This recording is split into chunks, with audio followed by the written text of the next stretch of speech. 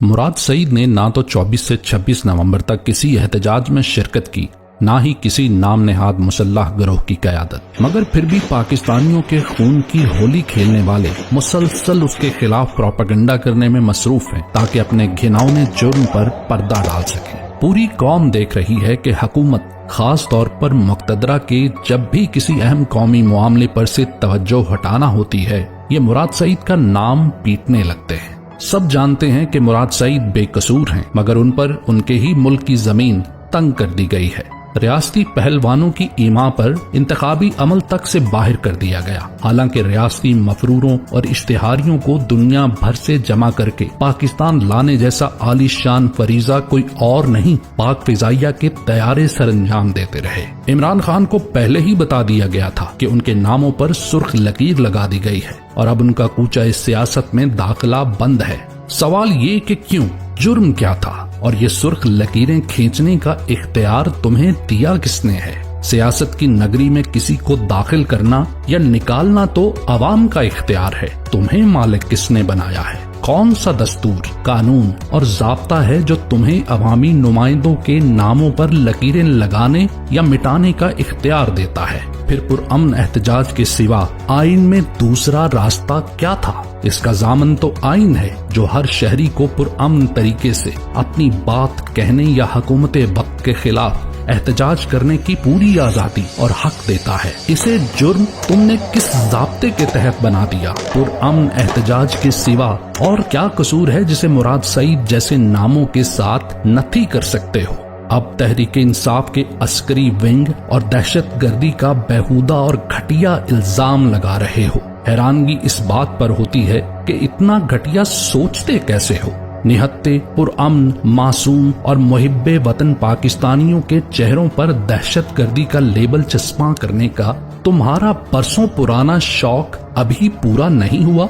तुम्हें नजर नहीं आता तो जाकर पख्तूनख्वा, खुसूसन सवात और मालाकंड के आवाम से पूछो। बच्चा बच्चा जानता है कि मुराद सईद वो है जो अमन का परचम थाम कर अपने लोगों के साथ अमन तहरीक में निकला और मालाकंड में हकीकी दहशतगर्दों की बस्तियां बसाने और इलाके को नई जंग में धकेलने की ख्वाहिश रखने वालों के मुकाबिल अमन का परचम गाड़ कर दहशतगर्दों और उनके सहूलतकारों को नाकाम बनाया।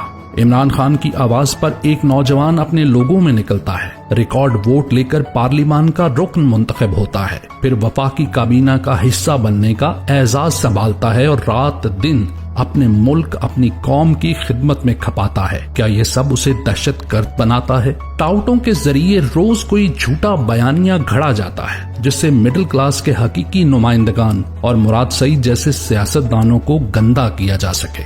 इन बुज़दिलों और बेहमीयत टाउटों में ऐसी हमीयत कहाँ कि हकीकी किरदारों के नाम उनकी जुबान से फिसलें या ये उनकी मीडिया पर तशहीर की जिसारत करें।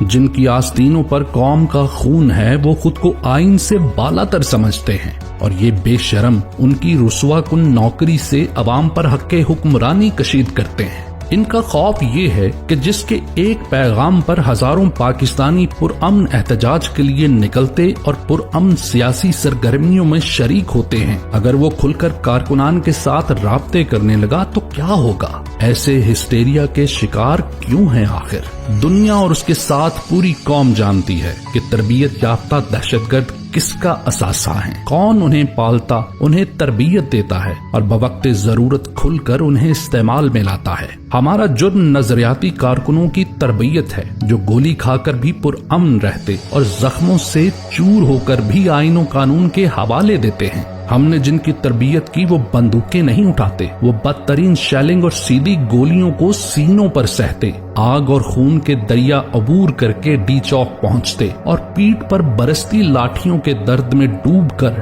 पाकिस्तान का कौमी तराना पढ़ते हैं। हमने जिनकी तरबियत की वो 9 मई जैसे जुल्म के बाद सरापा सब्र बनते और जुल्म का बदला वोट से का नारा लगाते हैं। उनके सब्र व इस्तेकामत की आवाज آج تمہاری ننگی ڈاکہ زنی کے باوجود ایوانوں میں گونج رہی ہے۔ غصہ آپ کو یہ ہے کہ ایک مراد سعید کو راہ سے ہٹانے چلے تھے، یہاں ہزاروں آپ کے سامنے سیسا پلائی ہوئی دیوار بن کر کھڑے ہو رہے ہیں۔ منہ سے جھاگ اس لیے نکل رہی ہے کہ جس ایک آواز کو دبانا تھا وہ نکارہ خدا بن کر خلق کی زبانوں سے بے خوف گونج رہی ہے۔ کون سا آئینہ توڑو گے؟ کس جھوٹ کی اوٹ میں اپنا خون آلود چہرہ چھپاؤ گے؟ وہ سامنے کنٹینر پر اللہ کے حضور سجدہ ریز ایک نہتے پاکستانی کو نہایت حقارت سے لات مار کر گرا رہے ہو، وہ دوسرے منظر میں ایک پرامن شہری واسطے دے رہا ہے کہ ہمیں گولیاں مت مارو، ہم واپس جاتے ہیں۔ دنیا تم پر تھوک رہی ہے کہ زندہ انسانوں کے بعد لاشیں لاپتہ کرنے کا دھندا چلانے لگے ہو۔ کس کس کی آواز دباؤ گے؟ مطیع اللہ جان کو، شاکر آوان کو، اسد طور کو، عمران ریاض کو؟ دنیا کے جریدوں میں ڈاکٹرز گواہی دے رہے ہیں۔ اب کسے الزام دے کر اپنی حیوانیت چھپانی ہے؟ میڈیا تمہارے شکنجے میں ہے، طاقت کے اندھے نشے سے چور ہو، پارلیمنٹ تمہارے گھر کی لونڈی، عدالت اور الیکشن کمیشن سب تمہاری مٹھی میں قید ہیں، تو کون تمہارا کچھ بگاڑ سکتا ہے؟ کیوں بوکھلا گئے ہو؟ کیوں اپنا چہرہ نوچ رہے ہو؟ بس کر دو اور پاکستان اور پاکستانیوں کو جینے دو۔ جبر تم نے کیا، ظلم اور یزیدیت کی ہر حد تم نے عبور کی، اب بس کر دو اور شہداء کے مظلوم لاشیں لواحقین کو واپس کر دو، نہیں تو یوں ہی جھوٹ تراشتے، بے سروپا بیانیے بناتے، اپنے چہرے نوچتے، خود کو بے نقاب کرتے رہو گے اور پوری دنیا میں سراپا مذاق بنتے رہو گے۔ تم سب چھوڑو اور قوم کو بس ان سوالوں کے جواب دے دو۔ نہتے پرامن پاکستانیوں پر گولی کیوں چلائی؟ شہداء کے جسد خاکی کدھر ہیں؟ اللہ کے حضور سجدہ ریز پاکستانی کو کنٹینر سے نیچے کیوں پھینکا؟ دارالحکومت میں کربلا کا میدان کیوں سجایا؟ صرف چند سوالات۔